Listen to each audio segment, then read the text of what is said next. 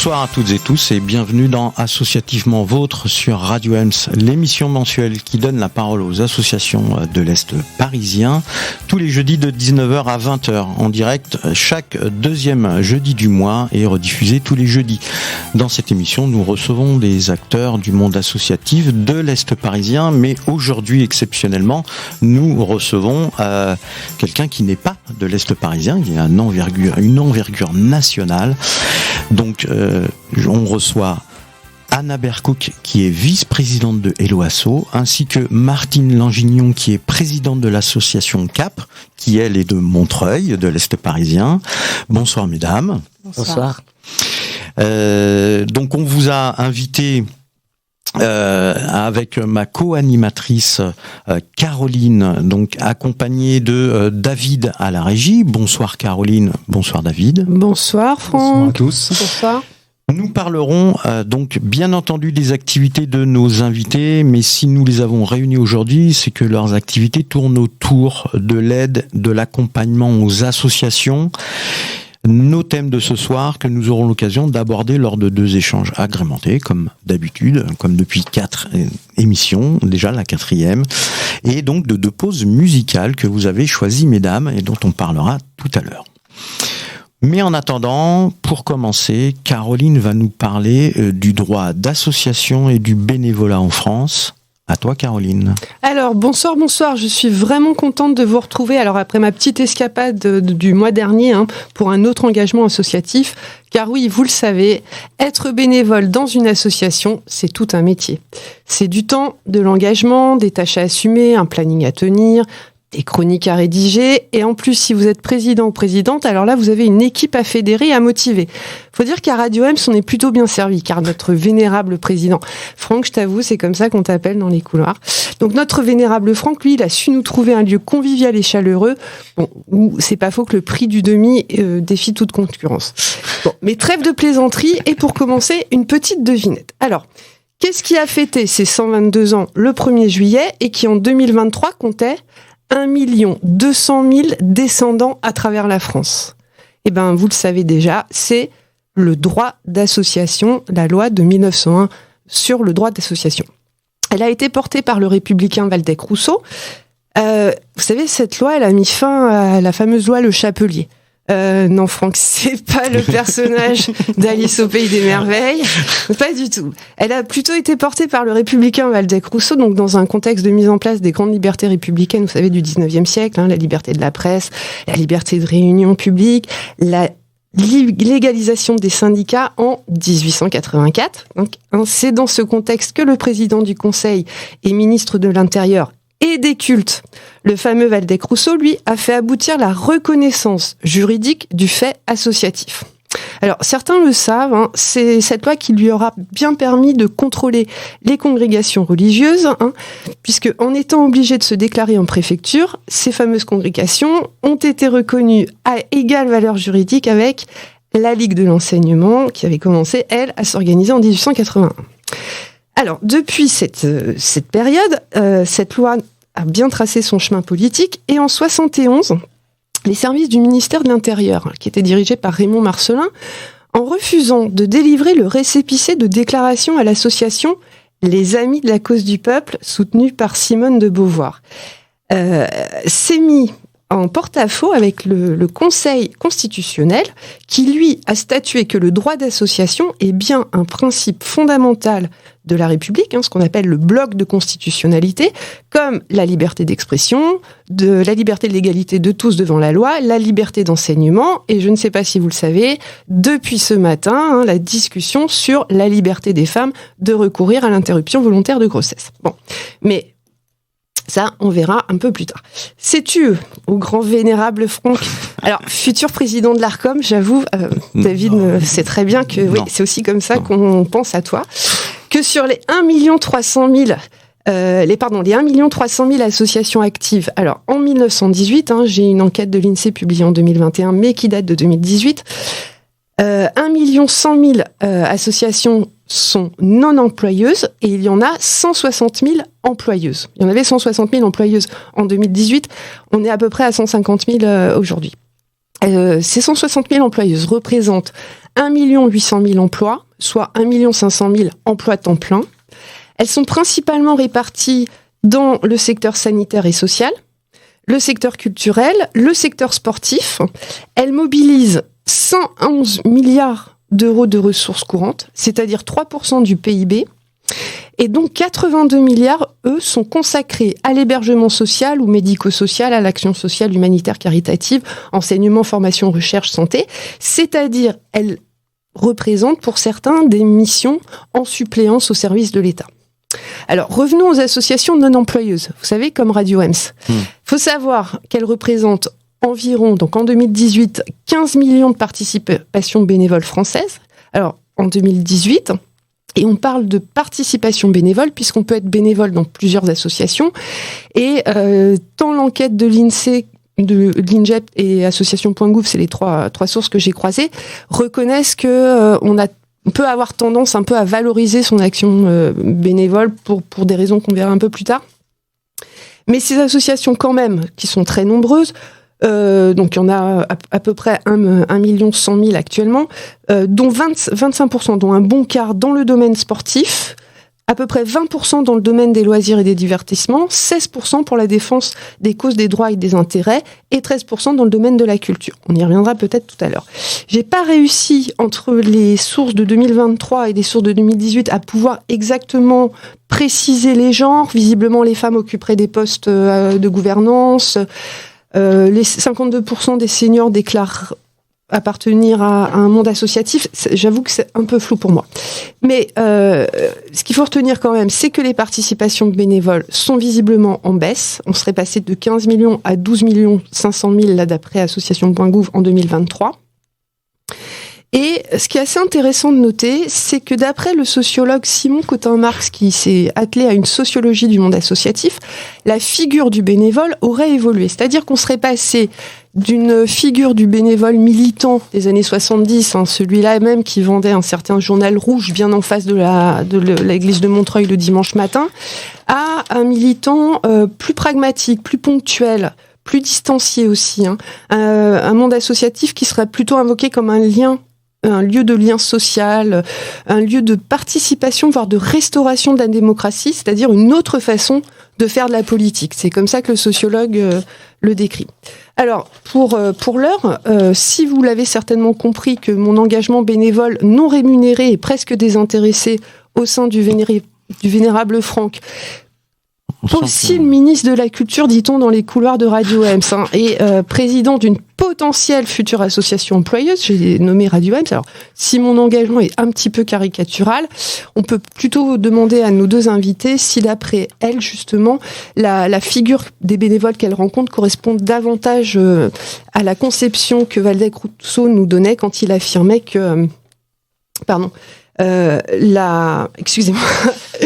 À force de dire des bêtises. Je me perds face au vénérable Franck qui m'impressionne. Perdue à force de dire des bêtises. Donc je vais citer Waldeck Rousseau et non Franck Boissier. Waldeck nous disait: l'homme ne peut rien faire en bien ou en mal qu'en s'associant.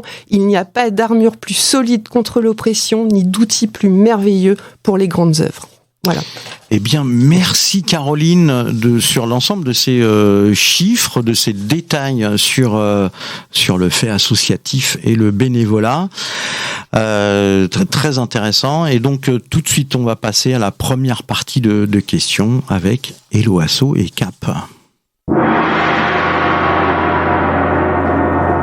Donc je reprends la question induite par Waldeck. Est-ce que d'après vous, le monde du bénévolat, donc associatif aussi, est-il pour vous un monde qui permet de mieux faire fonctionner la démocratie ou qui est vraiment fondamental aux démocraties ? On me lance un regard pour commencer. Alors oui, je suis mal placée pour dire le contraire. Donc Anna Bercook de Hello Asso. Exactement. Effectivement, en tout cas, on est. Je suis persuadée que ça reste aujourd'hui un lieu, et je suis pas la seule. On a mené une enquête. Vous vouliez des chiffres, j'en ai quand même quelques-uns. Effectivement, 65% des personnes qu'on a interrogées pensent que les associations sont une alternative crédible. On n'avait pas qualifié de quoi, mais en fait, une alternative crédible en termes démocratiques, en termes économiques, en termes politiques. En tout cas, les associations, c'est un lieu d'exercice de sa citoyenneté, c'est sûr. Et je pense que, c'est quelque chose qu'il faut qu'on préserve. C'est pour ça que on en reviendra sur le point, mais c'est pour ça qu'on accompagne les associations aujourd'hui. Ouais, on en parlera tout à l'heure. Et pour CAP ? C'est une évidence, mais ça depuis toujours, mais parce que ça permet de faire vivre les gens ensemble. Alors, je voulais rebondir sur l'association employeur et sur l'association en termes de lien social. C'est les deux, en fait, qu'on voit beaucoup apparaître ces derniers temps. L'association employeur, tout à l'heure, sur les chiffres qui ont été donnés, me semblait un peu faible en termes d'emploi. Parce qu'en fait, c'est vrai que nous, on travaille énormément avec des associations culturelles et artistiques. Et en fait, effectivement, les équivalents temps plein intermittents du spectacle, comme ça fait pas beaucoup d'heures, mais il y en a énormément. Nous, on a énormément d'associations. La plupart de celles qu'on a sont des associations employeuses, mais employeuses dans le domaine du spectacle. Et là, ça fait pas en termes d'heures ou d'argent énormément de choses, mais ça permet à ce statut d'intermittent de continuer d'exister. Sans ça, souvent, ce statut disparaîtrait. Et alors, ces associations, donc, qui sont sur Montreuil et ses alentours, puisque vous êtes une Paris, association. La France, voilà. Aussi. Grâce à Internet, oui, maintenant, on peut avoir. Il y a des gens que j'ai jamais rencontrés, mais avec lesquels je travaille. Et est-ce que vous avez à peu près un chiffre moyen du nombre de salariés par association ? C'est là que ça devient difficile, parce que justement, quand on doit remplir les formulaires, parce que c'est ça nous, on a été créé pour ça, c'est parce qu'on s'est rendu compte que les associations devaient faire face maintenant à des obligations telles que des entreprises. C'est la même chose. Ils ont les mêmes obligations, sauf qu'elles ne sont pas du tout armées pour ça. C'est pour ça qu'on a été créé. Mais quand il s'agit de remplir tous les papiers avec combien d'équivalents temps plein, on n'arrive à pas grand-chose. C'est très peu, en fait, parce qu'elles peuvent avoir 5-6 intermittents qui interviennent, mais ils vont intervenir 2 jours par mois, 4 jours par mois, 6 jours par mois, des mois, il y a rien. Et pourtant, elles sont les mêmes contraintes, etc. Et si ces gens n'intervenaient pas dans ces structures ces quelques jours par mois, ils ne pourraient pas à la sortie avoir leur statut d'intermittent. C'est évident. Alors, ça dépend vraiment, je pense, du secteur associatif qui est convoqué. Absolument. Nous, effectivement, je ne sais pas trop pourquoi, mais on a 90%, ce sont des entreprises culturelles et artistiques. Après, on a un petit peu de sport. On avait un peu plus d'humanitaire avant, avec les pays étrangers, avec l'Inde, etc. Mais c'est vraiment en perte de vitesse. Alors, tant qu'on est avec vous, Martine, après on viendra avec vous, Anna, pour Hello Asso.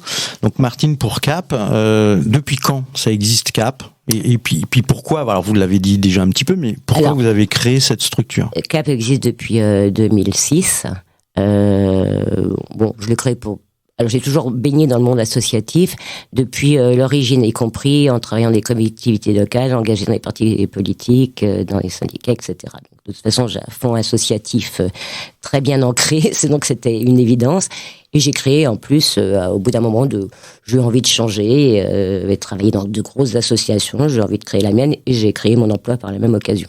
C'est aussi souvent ça qu'on voit arriver. N'est-ce pas, Vénérable Franck ? Oui. Nous, il n'y a pas d'emploi. Mais ça viendra, courage.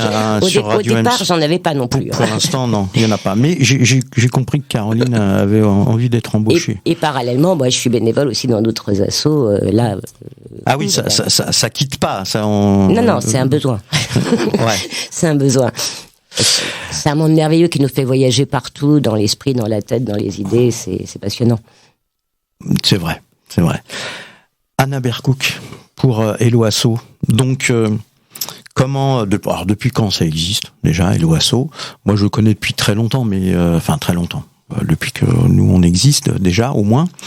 Et pourquoi ça a été créé ? Alors, vous l'avez pas créé, vous avez rejoint l'équipe après, mais pourquoi ça a été créé, Hello Asso ? Hello Asso, ça a été créé en 2009, donc 3 ans après, CAP, du coup. Créé en 2009 parce qu'à l'époque, c'était le grand moment de ce qu'on appelait la révolution numérique. Donc j'ouvre les guillemets, je ferme les guillemets. Et à ce moment-là, on se rendait compte, donc c'est le même constat que Martine, que les associations étaient un peu laissées sur le bord de la route de cette révolution numérique, que globalement il y avait plein d'opportunités qui se créaient, plein de choses, etc. Mais les associations n'intéressaient à peu près personne à l'époque. Et en fait, depuis le début, le constat de la nécessité d'avoir un secteur associatif vivant était, c'est le fondement de la création de Hello Asso. Et du coup, il y a eu pas mal. Alors, en langage start-up, on parle d'itération.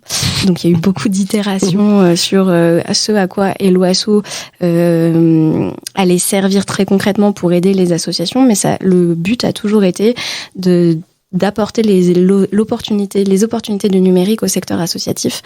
Et du coup, ça s'est fait. Je dis beaucoup, du coup, je m'en rends compte. Ça s'est fait en plusieurs fois, et on s'est rendu compte que le paiement était évidemment le nerf de la guerre, les finances, et que là où tout le monde commençait à prendre des habitudes, à faire ses achats en ligne, etc. Les associations, il fallait leur donner aussi des outils qui étaient simples, qui étaient accessibles pour pouvoir recevoir des paiements en ligne. Et en fait, c'est comme ça qu'on s'est créé. Donc, au début, c'était pour pouvoir recevoir des dons. Et puis, on s'est rendu compte qu'en fait, les associations, elles détournaient l'outil. Elles avaient aussi besoin de pouvoir recevoir des inscriptions pour leur billetterie, qu'elles avaient aussi besoin de recevoir des paiements pour leurs adhésions, qu'elles avaient aussi besoin de vendre des objets via une boutique, etc., etc. Donc, c'est vraiment en observant et en main dans la main avec les associations qu'on a commencé à développer toutes les briques qui font aujourd'hui la plateforme Hello Asso et qui permettent donc aux associations de recevoir des paiements gratuitement sur Internet. Donc, en fait, Hello Asso répond à une forme de demande du temps, de l'ère numérique. Et CAP, j'aimerais bien revenir sur justement la Constitution. Ça, à la base de sa création historique, ça répondait à une demande. C'était intéressant de voir que vous en avez créé un emploi. Mais je m'étais rendu compte que les associations, notamment dans celles dans lesquelles j'étais bénévole, se trouvaient confrontées. Parce qu'au départ, il y avait l'association du siècle dernier, temps des dinosaures et autres dactyles, voilà, et qui, on s'était genre debout, le machin, tranquille. Puis après, on s'est rendu compte que chaque année, il y avait des demandes complémentaires, réglementaires à faire. Maintenant, les associations, elles peuvent être fiscalisées, donc faire des déclarations fiscales, etc. Puis quand elles sont commencées justement à devenir des associations employeurs, alors là, l'association finalement, elle est traitée comme une entreprise, comme une autre en fait. Il y a pas de différence. Et on s'est rendu compte que c'est pas avec les bénévoles et leur carnet de compte qu'elles pouvaient faire face. Oui, c'est pour ça qu'on les appelle des entreprises. Oui, ce sont des entreprises de l'économie sociale et solidaire. Voilà, elles entreprennent de toute façon dans le bon sens du terme entreprise. Et donc on s'était rendu compte que là il y avait besoin il y avait vraiment il y a longtemps avant il y avait à Montreuil il y avait ce qu'on appelait la boutique des associations qui faisait ça. Et puis ils sont partis, ils ont fermé. Et puis l'idée de dire mais on peut, alors au départ tout petit avec quelques assos, une dizaine, une vingtaine, une trentaine, et puis voilà, parce que elles sont perdues en fait. Il y a beaucoup de bénévoles presque engagés pour donner des coups de main, mais en fait le savoir-faire, maintenant si vous faites une paye, si vous n'avez pas le logiciel adapté, vous pouvez pas la faire, vous pouvez pas transmettre, s'il y a une DAS fiscale à faire, c'est la même, et donc elles sont perdues, et elles veulent être bien dans les clous, et en même temps elles n'ont absolument pas les moyens, on n'est plus à l'ère du cahier de compte qu'on c'est pour ça, Caroline, que toi, tu peux pas être salarié, on n'a pas le logiciel. Je vous le prêterai. Justement, ça m'intéresse particulièrement comment on fait pour devenir salarié d'une association. Non, je voudrais savoir dans vos parcours personnels ce qui vous a amené, quelle est la motivation qui vous a amené personnellement à vous diriger vers ce secteur. Alors, vous avez été salarié. Alors moi, j'ai été salarié d'une collectivité locale. J'avais été salarié d'une très grosse association sportive, etc. Bon, voilà. Et puis après, finir par être salarié de moi-même, c'était pas mal non plus. Fait évoluer une structure que vous connaissiez bien, en fait. Ah non, je l'ai créé. Vous avez créé. Je l'ai créé, mais après, j'avais un modèle qui m'avait donné un peu l'idée de faire comme ça. Alors, non, j'ai oublié un truc important. C'est que non seulement ce sont des obligations réglementaires de plus en plus compliquées, mais en plus, c'est cher. Et elles n'ont pas les moyens. Oui. Ça, c'est sûr. Donc, clairement, nous, Cap, alors c'est pas, en fait, je veux pas de pub, parce que nous, on n'est pas beaucoup, on est 3-4 à travailler, on n'a pas envie de devenir une multinationale, on a déjà 150 à peu près adhérents actifs par an, ça nous va bien, mais on n'est pas cher parce que justement, on s'est rendu compte que la plupart du temps, quand elles allaient voir quelqu'un pour faire leur paye, à peine ils les avaient regardés dans les yeux, qu'elles en avaient déjà pour 250 € et elles étaient mortes, quoi. Donc, le but du jeu, nous, c'est de vraiment répondre à des besoins, voilà. Ouais. Et donc, c'est en multipliant le nombre d'adhérents qu'on a pu réussir au départ à sortir un salaire, puis un deuxième, puis un troisième. C'est un peu comme ça. Ouais, vous vampirisez pas les associations qui sont... Absolument pas. Et alors, il faut savoir d'ailleurs que quand on devient adhérent de CAP, on peut devenir juste adhérent de CAP pour une adhésion annuelle. Et là, ça donne accès à tous les conseils. Alors ça, on n'hésite pas. Dans plein de domaines, on en a plein, juridique, fiscal, etc. On peut nous appeler, et ça c'est gratuit, quoi. C'est vraiment du conseil et d'accompagnement. Oui, il y a vraiment une question du bénévolat aussi dans votre absolument, dans votre il y a tout l'aspect conseil, ça c'est complètement gratuit et offert, c'est normal. Nous on veut juste les aider, quoi. Et oui, je peux peut-être juste rebondir sur la partie accessibilité du coût. J'ai dit que c'était des outils gratuits pour les associations, et en fait c'est quelque chose qui est important dans le modèle de Hello Asso, c'est que en fait depuis le début on avait très bien conscience qu'effectivement ne serait-ce que d'avoir un logiciel pour avoir des paiements, c'est un gros coût. Avoir des logiciels, je veux dire, plein de gros mots, CRM, c'est un gros coût, etc., etc., etc. Donc en fait, nous, on a tout de suite voulu faire des outils qui étaient accessibles, et on ne peut pas faire plus accessible que gratuit, sauf que tout ça a évidemment un coût. Et donc, depuis le début, le modèle de Hello Asso est sur la contribution volontaire. Donc, en fait, quand les personnes font un paiement sur le site, on leur propose de laisser une contribution volontaire pour financer le paiement et l'accompagnement de Hello Asso pour les associations. Et en fait, on a fait notre première mesure d'impact l'an dernier, donc c'est tout récent alors qu'on a presque 15 ans, mais on a demandé aux associations à quel point c'était important pour elles que Hello Asso soit gratuit. Bon, pas une grande surprise, 97% ont répondu que c'était important. Oui. Bon, je sais pas qui sont les 3 autres %, mais voilà. En revanche, encore plus interpellant, c'est que 42% des associations ont dit que elles ne proposeraient pas le paiement en ligne à leur public si l'outil était payant. Donc en fait, c'est une part significative. Donc l'accessibilité et le coût et le modèle fait partie de l'innovation sociale, je dirais, du dispositif. Et je ne sais pas si j'enchaîne sur mon profil, sur ce qui m'a amené là. Oui, allez-y, Anna. À la question. Oui. Pourquoi vous avez rejoint Hello Asso ? Alors moi, ça a commencé assez jeune, c'était un peu détourné, mais j'ai eu la chance de faire un lycée parisien. Et parmi cette chance, j'avais aussi la chance de faire des cours d'histoire de l'art. Et un jour, je suis allée au musée du Louvre voir la galerie d'Apollon, c'est magnifique, etc. Et en sortant de là, je vois un gros logo d'un mécène. Et donc la lycéenne en moi s'indigne de cet énorme logo, mais qu'est-ce que c'est que ça, etc. Mais ça m'a interpellée sur les questions du financement de l'intérêt général. Et en fait, ça date de là. Donc après, j'ai fait un mémoire sur le mécénat d'entreprise. J'ai commencé à travailler dans le mécénat d'entreprise, et j'ai rejoint Hello Asso en 2016. En fait, avec toujours cette le fil conducteur, c'est comment est-ce qu'on finance l'intérêt général avec des vues qui sont soit peut-être des vues pragmatiques aussi de où est l'argent, et en même temps en conservant une éthique et en ne confondant pas tous les univers. Voilà. Donc c'est ça qui m'intéresse. Je vais revenir sur le financement d'Hello Asso. Donc quand on va faire un don à une association, donc pour les auditeurs et les auditrices qui nous écoutent, d'ailleurs j'en profite, vous pouvez faire des dons à Radio Ems. On est une association culturelle, donc il y a une partie qui est défiscalisée à 66%.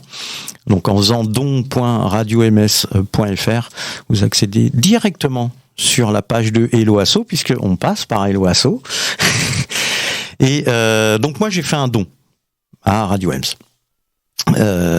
Et donc ça m'a proposé une contribution. C'est pas énorme. Moi j'ai payé la contribution, c'était 25 €. J'ai fait un gros don. C'était 25 €, c'est pas énorme. C'est une toute petite partie. C'est que c'était un gros don aussi. Oui. Oui, parce que moi, on m'a proposé 2 €. Oui, voilà. Non, mais en fait, ça, c'est vraiment une question de ce qu'on souhaite, c'est qu'elle est modifiable, cette suggestion. Ce qu'on veut, c'est que les gens comprennent vraiment le modèle et qu'ils y adhèrent. Après, ils laissent ce qu'ils sont en capacité de laisser, qu'ils veulent laisser. En revanche, c'est important pour nous, c'est le chiffre que je vous ai donné tout à l'heure, c'est que les gens comprennent à quel point le modèle et la gratuité est fondamental pour les associations et par extension, du coup, pour la dynamique du secteur associatif. À partir de là, on contribue à la hauteur de ce qu'on souhaite, de ce qu'on veut, etc. Mais pour que les associations aient cette plateforme, ces outils et que ça facilite la participation associative des citoyens, il y a un coût. Et du coup, on a besoin de... Bah oui, parce que vous n'êtes pas bénévole et que... Voilà. Déjà, alors je suis pas bénévole et j'ai un salaire, mais surtout, en fait, le paiement en ligne, ça a un coût. Oui, bien sûr. Bien sûr. Eh bien, c'est le moment de la première pause musicale. Et là, on va passer à un titre qui a été choisi par vous, Martine, au nom de Cap. Vous allez dire en anglais, votre anglais sera meilleur que le mien. Nelson B. Le Bronx, Loneliness is the Crown. Pourquoi ce titre ? Alors, pour 2 raisons. Déjà, la personne qui est derrière, donc le Bronx, qui est un jeune artiste montreuillois qu'on a décidé d'accompagner avec plusieurs associations qui sont adhérentes de l'association CAP ou des associations donc qui fait de la musique, qui fait du blues. Et donc dans un projet qui s'appellerait Montreuil Blues et en plusieurs parties. Il est d'ailleurs en concert là, il doit commencer au Manche Disque rue Tromaville, si vous voulez l'écouter. Là, actuellement là. Vous êtes en train de me faire rater le concert. Je vais aller les rejoindre tout de suite. Dès qu'on aura fini. Voilà, et donc on l'accompagne. Puis cette chanson, moi je la trouve très très belle et c'est vrai que la solitude c'est quand même le pire des poisons. Donc en plus vous faites de la promotion d'artistes. On se lance un petit peu, peut-être parce que je vieillis, j'en ai marre de manipuler des chiffres et des payes. J'ai peut-être envie de faire autre chose. Eh ben, c'est très bien. Eh bien, Loneliness in the Crown de Nelson B. Le Bronx. Radio Ems, l'essentiel de la musique.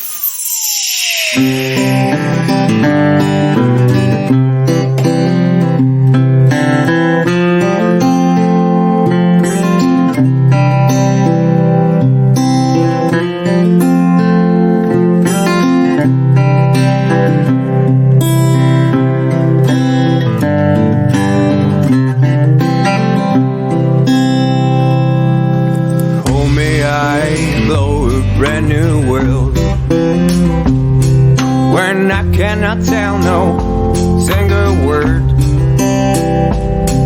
and from the lips of a pretty sweet sound, born a crimson cry and a terrible wound. I am the mountain, I am the sand, I am the love that never stands. You were the day and I was the night.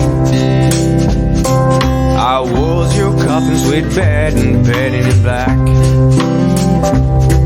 The strongest poison ever known. Loneliness is a crown. If in this life a love can be found, you'll know about the heaven's trumpet sound.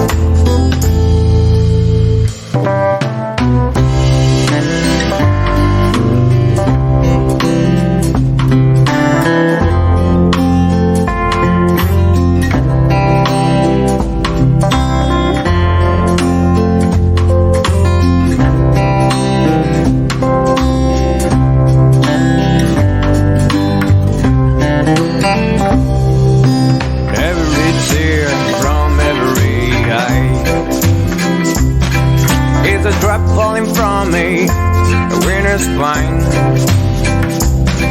and when again the sun will be dancing night, all dreams become the second swine.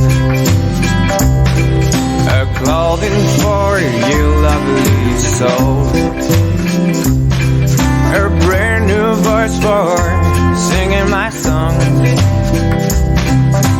All the sweet gardens for the damn new season. And 1, 2, 3, 4 hit the merry-go-round. The strongest poison ever known. Loneliness is a crown. If in this life a love can be found, you'll know about the heaven's trumpet sound. The strongest poison ever known. Loneliness is a crown. If in this life a love can be found, you'll know about the Eden's trumpet sound. Eh bien, c'était notre première pause musicale avec Loneliness in the Crown de Nelson B. LeBronx, que nous diffusons d'ailleurs sur Radio Ems, puisque c'est un artiste local, et c'est pas le seul qu'on diffuse sur Radio Ems, et David, notre directeur artistique, a fait le choix de passer ce titre qui a été choisi par Martine Langignon de l'association CAP. Donc on continue pour notre deuxième partie de questions et d'échanges avec nos invités, Anna Bercoq de Hello Asso et donc Martine Langignon de CAP. Alors, j'aimerais reprendre un peu une question autour de la figure, si on pouvait faire un peu un tableau du bénévolat en France, et je m'adresse d'abord à Hello Asso pour savoir si vous avez constaté s'il y a des besoins s'il y a plus de bénévoles dans certains types d'associations, ou qu'est-ce que vous avez un peu un tableau général du bénévolat ou du monde associatif en France actuellement? Alors pas d'un point de vue macro, mais il y a des études qui le font et qui l'attestent. En revanche, d'un point de vue micro, on voit un peu des tendances, et effectivement, il y a des associations qui ont bien conservé leurs bénévoles après le Covid. Il y en a pour d'autres pour lesquels ça a été beaucoup plus difficile de faire revenir les bénévoles et les adhérents après le Covid. Et notamment, ça, c'est étayé par des tendances macro. C'est notamment les bénévoles seniors qui ne sont majoritairement pas retournés dans les associations. En revanche, il y a une bonne nouvelle, c'est que le bénévolat des jeunes augmente. Les jeunes vont de plus en plus massivement dans les associations.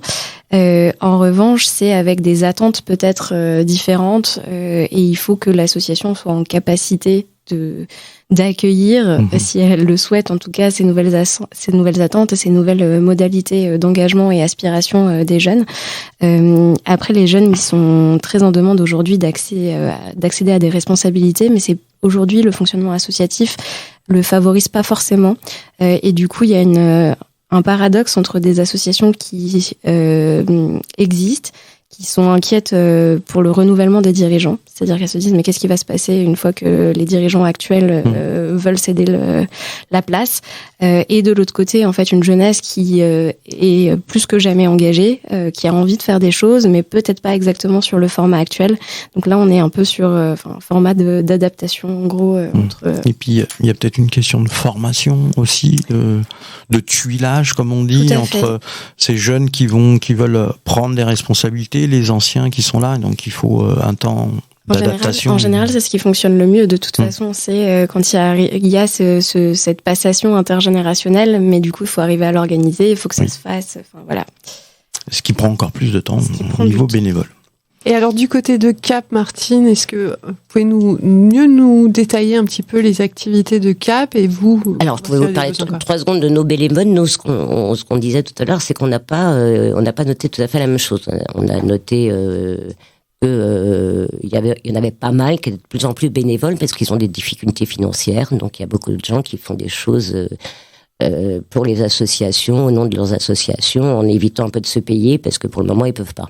Oui, parce que les associations, ont plus de difficultés. Ouais, elles ont plus de difficultés, elles ont perdu des adhérents, même dans l'association une autre dont je m'occupe, qui s'occupe de danse, on a perdu énormément d'adhérents. Alors après, les bénévoles sont restés, mais on avait beaucoup moins d'adhérents.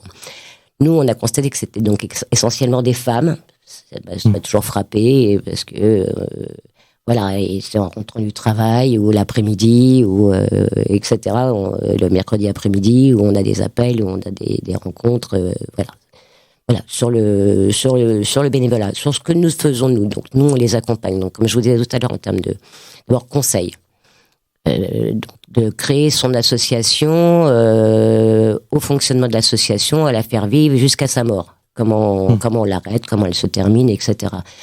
Il faut savoir que c'est un peu difficile, les associations, dans le fonctionnement, puisqu'elles ont les mêmes contraintes, donc, je le redis, qu'une entreprise commerciale.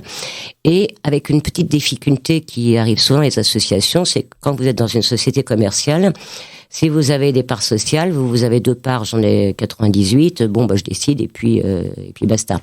Dans une association, les pouvoirs sont pas partagés de la même façon et on peut souvent voir naître des conflits. Donc là, nous, on est là pour les aider, on est là pour les aider à créer, pour les aider à fermer, pour aider à dissoudre si besoin, pour aider quelquefois à faire face à des contrôles. Voilà. Ça, c'est du conseil. Puis après, on a des services donc d'assistance à la comptabilité, parce que pour qu'elle soit un peu moins perdue, et puis faire les payes, tout bêtement, les feuilles de paye pour leurs intermittents, puisque nous, je vous dis, je répète, on a 90% secteur culturel. Oui, comme ça à Montreuil. On comprend. C'est à Montreuil, mais pas que. Et alors, quels sont les modèles économiques un peu majoritaires des associations que vous accompagnez toutes les deux à l'échelle de votre propre association, du coup? Entre KPL ou Asso, on a... Nous, ça va vraiment dépendre beaucoup des secteurs, puisque dans le secteur sportif et culturel, dans une certaine mesure, il y a beaucoup de poids des adhésions et des cotisations, énormément. Dans la partie culturelle, je vous laisserai compléter, mais il y a aussi toute une partie souvent de billetterie, puisque quand on prend toute la partie qui fait du spectacle vivant, par exemple les festivals, etc. Sur la partie humanitaire, caritative, ça va être majoritairement du don et des subventions, donc ça dépend en fait vraiment du secteur de l'association. Nous, on constate une énorme part de subventions. Alors, j'allais vous poser la question, quelle est la part de l'État, en fait, dans le soutien de ces associations, je l'ai dit. De l'État, les collectivités territoriales. Départements, régions, villes. Sur les entreprises culturelles et artistiques, la billetterie un peu,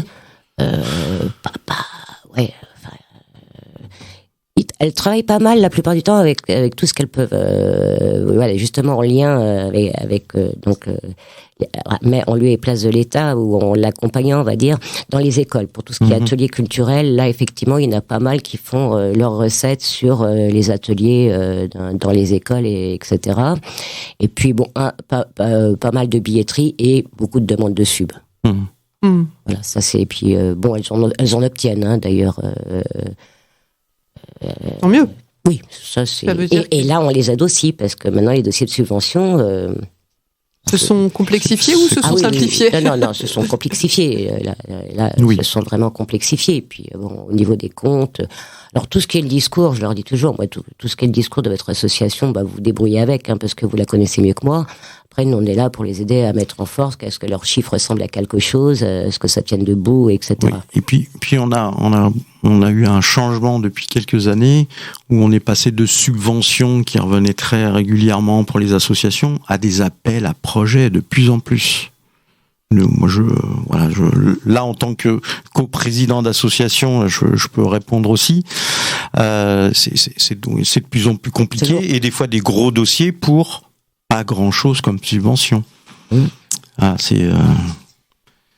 Des fois, ça rapporte plus de faire de l'appel aux dons. Ça demande du temps et de l'énergie de faire de l'appel aux dons, mais ça va rapporter plus que de demander une subvention.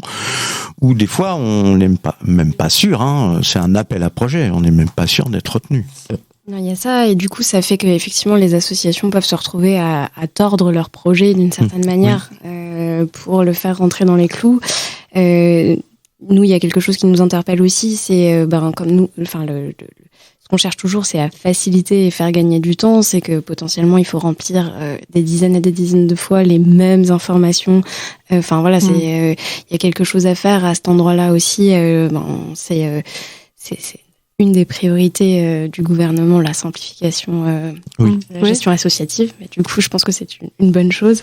Et du coup, pour répondre à la question, donc les chiffres sur les subventions, c'est Viviane Chernonog qui fait tous les... voilà, je crois que la dernière vient de sortir. Une étude qui s'appelle Le paysage associatif français. Et du coup, les subventions représentaient 34% des ressources financières des associations non employeuses en 2005. Elle représentait plus que 20% en 2020. Ah oui. Mais c'est énorme. C'est énorme en subvention. Est-ce que du coup, l'idée que je développais dans la chronique, que l'État en fait se repose pas mal sur les associations employeuses dans le monde caritatif, l'État prend en compte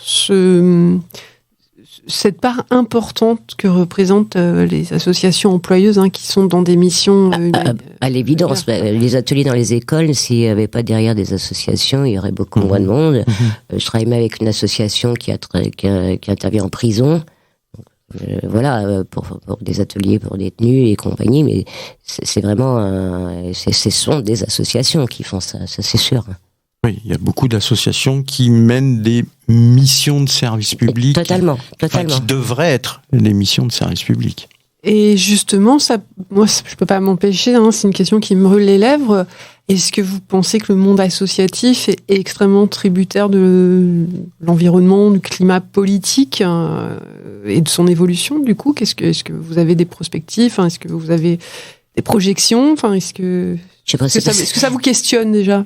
Non, parce qu'en fait, moi, je sais pas, c'est parce qu'on est à Montreuil, mais moi, à Montreuil, pour celles que je côtoie le plus, elles sont les entreprises artistiques, elles sont bien campées sur leur position, sur ce qu'elles veulent faire, etc. Donc, fondamentalement, elles avancent, quoi. Donc, envers et contre tout, si besoin est.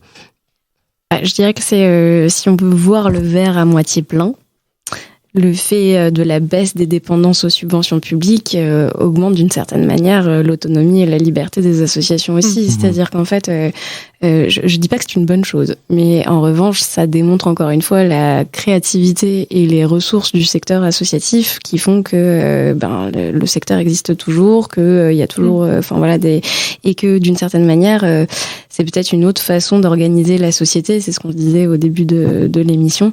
Après, il y a la question de la liberté associative aussi, si on tire le fil au pire du pire.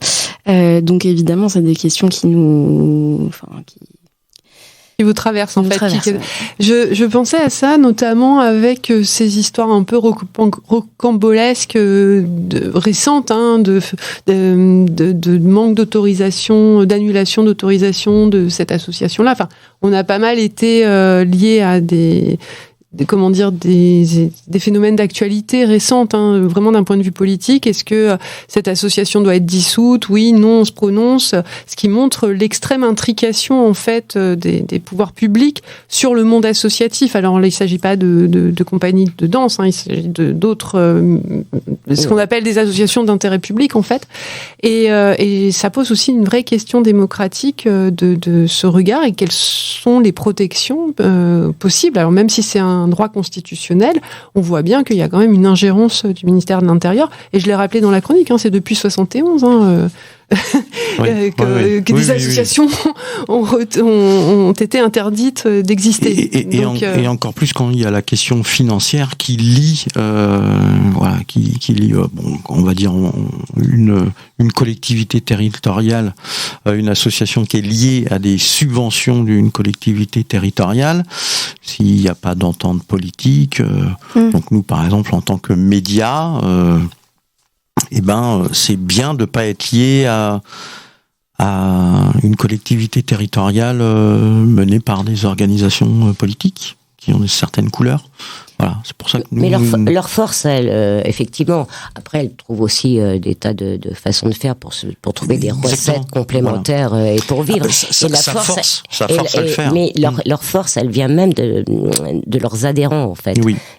À la différence d'une entreprise commerciale qui va avoir des clients qui vont passer comme ça, c'est leurs adhérents qui donnent la force de se battre, de continuer un peu contre vents et marées, quoi qu'il arrive. Mais en même temps, avoir des subventions des collectivités territoriales, bon, là je parle plus localement, c'est aussi quelque part une reconnaissance. Il y a des associations, des responsables associatifs qui, même si la subvention est pas très grosse, c'est de se dire bon bah voilà, j'ai quand même quelque chose de la part de la ville ou du département ou de la région. Bah, même si j'ai déposé un gros dossier, c'est que voilà, mon dossier il a été reconnu comme quelque chose d'intéressant. C'est pas une grosse subvention, on l'a dit tout à l'heure, ça demande beaucoup d'énergie pour pas grand chose, mais au moins on l'a. Voilà. Oui, après on se souhaite effectivement une bonne entente avec le monde politique et les rôles des élus et des associations peuvent être extrêmement complémentaires, notamment quand on fait des expérimentations, etc. Enfin, quand il y a des choses hyper intéressantes qui se passent, donc voilà, faut rester vigilant, mais faut pas noircir le tableau. Il y a aussi des belles perspectives de. Oui, et puis il y a des élus qui soutiennent. Voilà. Bon, nous on en a qui nous soutiennent un petit peu quand même.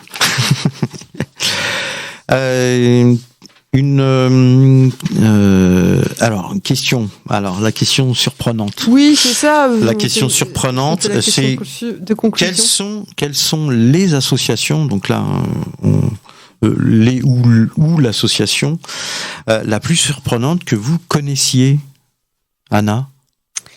Alors moi, il y en a une qui me vient, c'était une association, je ne sais pas si elle existe toujours, mais qui proposait de s'inscrire à des cours de Quidditch, donc qui est le sport sur balai, qui a été créé par Harry Potter. Donc voilà, donc les gens pouvaient s'inscrire pour aller passer un week-end pour apprendre et faire des matchs de Quidditch, et je trouvais ça merveilleux. Sur des balais volants, donc. Alors, j'ai pas poussé l'enquête, mais j'aurais aimé être une petite souris et je trouve ça génial. Bah, moi, j'en ai pas particulièrement surprenantes. Elles sont toutes surprenantes dans leur contenu. Ah oui. Parce que quand je vous dis que c'est 90% d'entreprises culturelles ou artistiques, on va se dire, bon, elles font toutes la même chose, mais absolument pas. Et ils sont d'une inventivité incroyable. Ils ont des projets marrants à l'occasion, des fois très casse-gueule. Moi, quand ils vont à Avignon, ils me font rire. Je dis, vous allez perdre des sous cette année, c'est bien. Bonne chance. Mais non, leur spectacle. Alors moi, je suis invitée très souvent à plein de spectacles. J'y suis allée à l'occasion, mais des trucs très surprenants. Quand je vous parlais tout à l'heure de cette association qui intervient à Fleury, la fille avait trouvé, je peux la citer, c'est une association Montreuil-Wild, elle s'appelle Les Alouettes Naïves. Elle avait sorti un spectacle lié à ce qu'elle avait vu avec ses détenus, un spectacle de danse orientale, et elle faisait tous les personnages des détenus qu'elle avait croisés. C'était incroyable, quoi. C'était voilà. C'est dans leurs actions qu'elles sont toutes plus surprenantes les unes que les autres. Ouais, dans la créativité, oui. Dans la créativité pour faire parler de ce qu'ils font en direction des personnes, voilà, pour lesquelles ils ont créé leur association. Oui, la plupart en fait. Beaucoup de celles qu'on a, en tout cas, c'est pas simplement je vais monter sur des planches et je vais vous montrer comment je suis beau, je fais un truc bien. Elles ont souvent derrière la tête une autre idée pour faire passer tel ou tel message ou tel. C'est ça qui est passionnant en fait. Moi, c'est pour ça que j'aime ce boulot. L'inventivité. Je voyage avec eux à travers leurs projets. Bon, alors après, on avait quelques-unes qui font de l'aide au Tibet. Alors effectivement, faire d'un compteur en roupies avec des bassines à 0,002 centimes de roupies, c'est pas facile non plus. Mais c'est toujours passionnant en fait. Elle porte en elle, c'est quelque chose d'extrêmement intéressant. Anna, une dernière question avant de passer à la partie musicale. Alors vous brassez plein d'associations. Combien d'associations Hello Asso en contact? Alors je crois aujourd'hui à la barre des 300 000.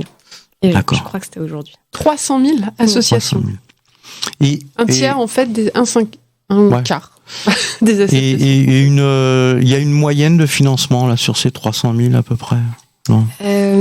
Oui, enfin il y a des moyennes. Après on a sur Helloasso à peu près la même représentation que le secteur associatif, et du coup une grande majorité ce sont des petites associations qui ont moins de 10 000 euros de budget annuel qui se servent de Helloasso. Après on en a aussi des très grosses collectrices, etc. Mais c'est à peu près la même ventilation que le secteur associatif français. D'accord. Alors là, on va en venir à la deuxième partie musicale que vous avez choisie. Alors j'ai cru comprendre que c'était l'équipe de Helloasso qui avait fait le choix de Snap, I've Got the Power. Alors pourquoi ça ? Alors c'est Alice, notre Alice au Pays des Merveilles, qui a fait ce choix, parce que j'ai posé la question à l'équipe quand vous m'avez posé la question d'une musique qui représenterait l'activité de Helloasso. Et du coup Alice disait ça parce que elle écrit: Helloasso est un outil qui donne aux associations le pouvoir de gérer leurs activités de manière efficace et de gagner du temps. Et Helloasso permet aux citoyens de s'engager en mettant à profit leur super pouvoir d'agir ensemble. Bravo, bravo à Alice de l'équipe d'Helloasso. Eh bien, on écoute tout de suite Snap, I've Got the Power. Radio M, l'essentiel de la musique.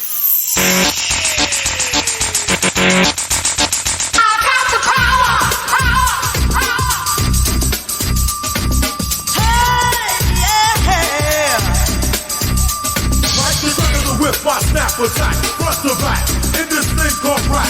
Feel like it's double rhyme double on a heavenly level. Bang the bass, turn up the treble. Radical mind, day and night all the time. 714, wise, divine. Maniac, radiac, winning the game. I'm the lyrical Jesse James.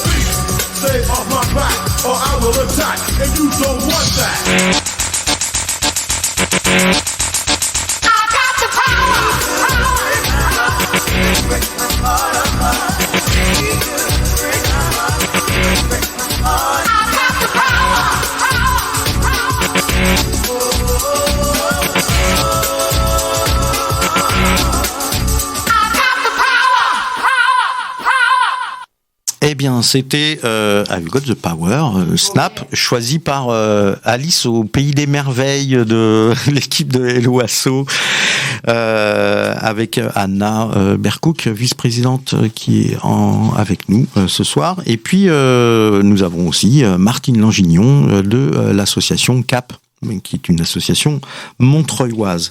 Eh ben, on arrive pratiquement à la fin de cette émission. Et donc, dernière question, quels sont, comment on fait pour vous contacter? Et puis, quels sont vos événements ou les événements auxquels vous allez participer ou vous accompagner, Martine? Alors, pour nous contacter, donc, il y a un téléphone, l'après-midi de préférence. Donc, je vais le donner. Oui. 01 48 59 33 21. Ou alors, par mail, cap, le chiffre 2, @gmail.com. Alors, sachant que cap, il y a 3 A. Voilà. C'est AAAPE, parce que c'est Centre d'accueil et d'assistance aux associations. Voilà. Donc, voilà, on peut nous contacter comme ça. Et puis, les événements, on n'en organise pas vraiment parce qu'on travaille un peu beaucoup, sauf que là, on est dans ce projet avec cet artiste. Et voilà, et on est toujours... à l'accompagner quand il y a des concerts, à aider à monter le dossier de subvention, nous aussi, etc. Voilà. Très bien. Eh bien, donc le Nelson B. Le Bronx, voilà, pour rappeler. NB Le Bronx. Ouais. Anna, pour Hello Asso? Alors pour Hello Asso, vous pouvez aller sur www.helloasso.com. Vous pouvez aussi rejoindre le groupe Facebook qui s'appelle le groupe des assos. Donc ça, c'est un groupe qu'on a créé pendant le confinement, qui est un groupe d'entraide qui est super et hyper dynamique et où les associations se posent des questions et s'aident les unes les autres. Donc voilà, le groupe des assos sur Facebook. Après, en événement virtuel, c'est un événement pour vous, j'espère peut-être pour le monde associatif, mais on a sorti une application mobile Hello Asso que vous trouverez dans tous les meilleurs stores. Voilà. Et en termes d'événements physiques, parce qu'on aime bien aussi, en fait, là, on a fait ce qu'on appelle les campus Hello Asso. Donc, on vient à la rencontre des associations. On a fait Marseille, Lille, Bordeaux, et j'ai pas encore ni les dates ni les lieux de 2024, mais en tout cas, voilà, dès que ça vient en région parisienne, on sera ravis de vous rencontrer en chair et en os. Donc, à suivre sur helloasso.com. Très bien, merci. Et donc, pour terminer, un grand merci mesdames d'avoir répondu à notre invitation et d'avoir participé à cette émission. Merci à vous. Un grand merci à ma co-animatrice Caroline qui n'a pas manqué de faire preuve d'humour encore cette fois-ci et de nous faire une chronique de plus de 5 minutes au lieu de 3 minutes. Merci Franck Caroline. Et moi, il faut que vous sachiez qu'on n'est pas d'accord sur la fabrication d'un conducteur puisque Franck met la durée avant que je lui donne la durée de ma chronique. Mais voilà. On va en discuter, on vous dira la semaine prochaine. Et pendant ce temps-là, David qui est à la régie et que je remercie encore une fois parce que c'est lui qui est le maître du temps et qui est en train de me rappeler que je n'ai plus que 2 minutes. Eh bien, donc merci aux auditrices et aux auditeurs aussi d'avoir été nombreuses et nombreux à l'écoute. On vous donne rendez-vous en direct le jeudi 11 janvier 2024 à 19h. En attendant, vous pouvez réécouter cette émission le jeudi prochain à 19h ou en replay dès demain sur notre plateforme de podcast, donc podcast.radioms.fr. N'oubliez pas de nous laisser des messages sur nos comptes de réseaux sociaux, Facebook, Instagram et X. Merci, bonne soirée, bonne fête de fin d'année à vous toutes et tous. Restez à l'écoute de Radio EMS. Dans quelques instants, Déclic prend le mic avec Florence et son équipe, suivi de Funk Anthology, Jazzomania et à 23h, le club mix avec David. Father wears his Sunday best. Mother's tired, she needs a rest. The kids are playing up downstairs. Sister's sighing in her sleep. Brother's got a date to keep, he can't hang around. Our house in the middle of our street. Our house in the middle of our house, it has a crowd. There's always something happening and it's usually quite loud. Our mum, she's so house proud. Nothing ever slows her down and a mess is not allowed. Our house in the middle of our street. Our house in the middle of our house in the middle of our street. Someone tells you that you've got to in the middle of Father gets up late for work. Mother has to iron his shirt. Then she sends the kids to school, sees them off with a small kiss. She's the one they're going to miss in lots of ways.